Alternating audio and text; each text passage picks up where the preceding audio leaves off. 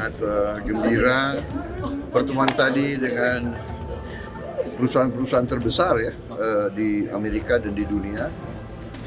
Mereka sangat terlibat dalam perekonomian Indonesia. Di hari kedua lawatannya di Amerika, Prabowo Subianto melakukan pertemuan dengan puluhan bos perusahaan raksasa di negeri Paman Sam tersebut. Prabowo Subianto dalam konversinya pada Selasa 12 November 2024, mengungkapkan kegembiraannya menghadiri pertemuan tersebut. Kepala negara mengaku melihat antusiasme perusahaan-perusahaan terbesar di AS untuk terlibat dalam pembangunan Indonesia. Prabowo menyebut pertemuan ini menjadi salah satu dorongan agar mereka terus investasi di Indonesia. Sudah lama mereka di Indonesia, dan mereka terus percaya dengan Indonesia dengan ekonomi Indonesia.